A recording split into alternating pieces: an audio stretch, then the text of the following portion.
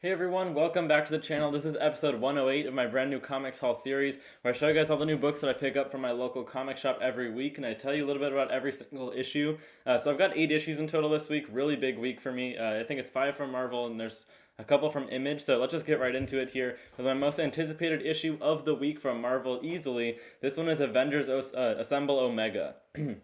So this is part 10 of this big 10 issue event that I've got back here, right? This is part 1, but this is this big 10 issue event that spanned across the Avengers and Avengers Forever ongoing series, and this is a connecting cover right here, double-sided, right? So this is not only a really crazy multiverse spanning event that I've been recommending you guys the whole time it's been coming out, but it's also the end of Jason Aaron's Avengers run, which had already been going on for 5 years before that, right? There are some downsides to this story. I've heard some people in the comments talking about how there's not really any character exploration or anything, because there's just not time for it, and the insanity of the event, which centers around Mephisto as the villain, putting together a Council of Red, different versions of him across the multiverse, and the heroes making their own multiversal Avengers to combat him. But it's just gone on such a huge scale that I feel like the story to be told here is pretty much the biggest fight that's ever happened in the history of the Marvel Universe, of the multiverse, I guess. So, bunch of different artists in this issue. It's a really big, oversized last issue, and I'm just really curious how Jason Aaron is going to wrap this up.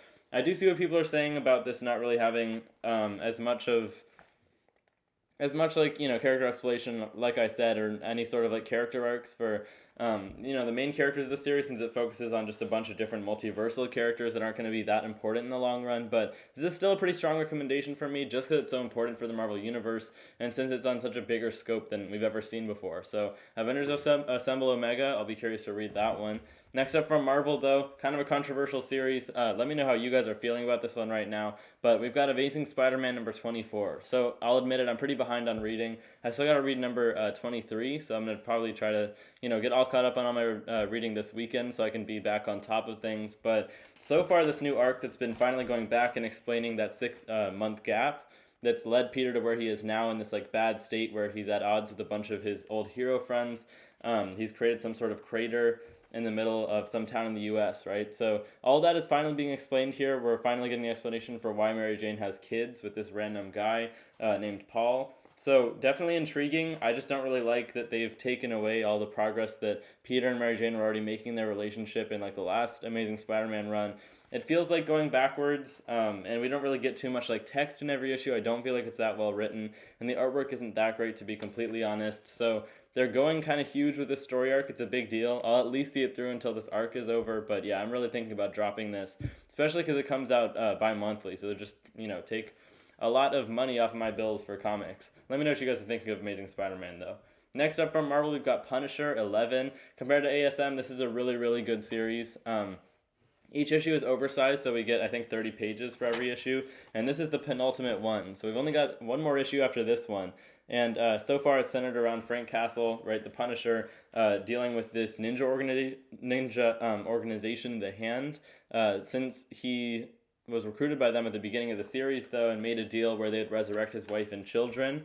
He's been given more and more power until he's become this godlike figure for the Hand, right? So now he's had such an impact on the world. He's been going around taking down criminals and other organizations and stuff, to the point where all the heroes are going to come after him. So we've got Captain America, Moon Knight, and a few other people in here going after a superpowered Frank Castle in Jason Aaron style, right? He really likes to go out with big changes to the status quo of superheroes and giving them more overpowered powers than they've ever had before, which the Punisher has never really been known for. So definitely an interesting run, and I recommend that one. Punisher's been great.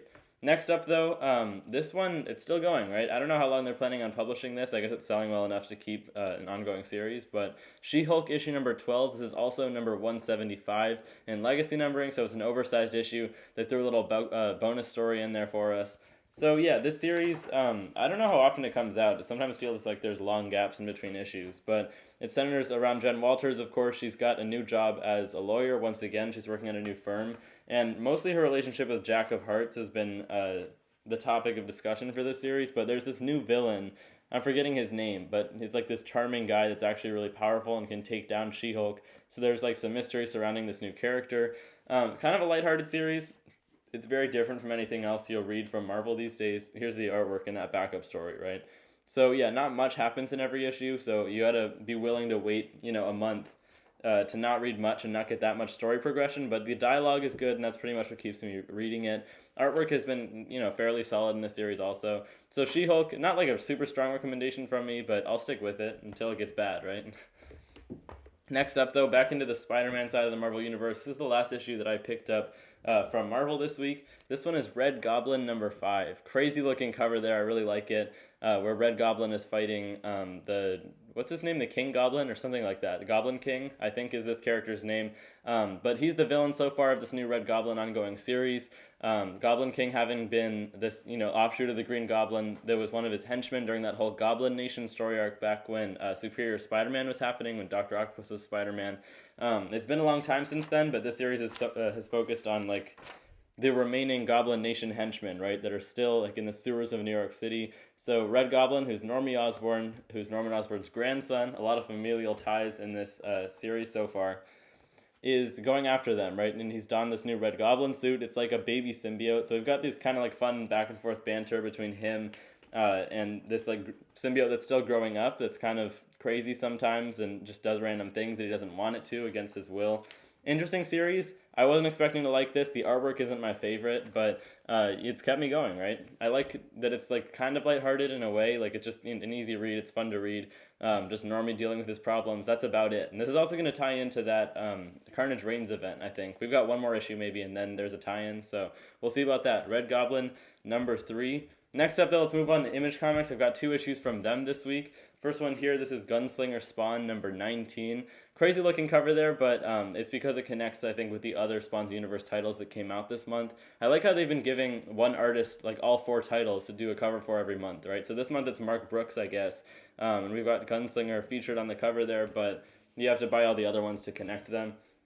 So I say the same thing about this series every time I show it. It's not really that captivating by any means. The artwork is really nice to look at, so that's one of the main reasons anyone should pick it up, by Brett Booth, who somehow managed to stay on this book for every issue, and I don't think it's missed a month, right? It's pretty amazing. It's like comics back in the day, right? He's somehow able to pump out these issues when artists at Marvel and DC have to take breaks every story arc for a few months. So impressive on Brett Booth's part, and especially since his art style is so refined and detailed.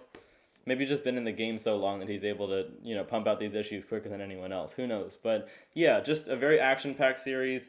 The dialogue isn't anything too special because it's written by Todd McFarlane. But yeah, we've got a crossover with Spawn right now, which is kind of cool. So it's interesting to see these characters interact.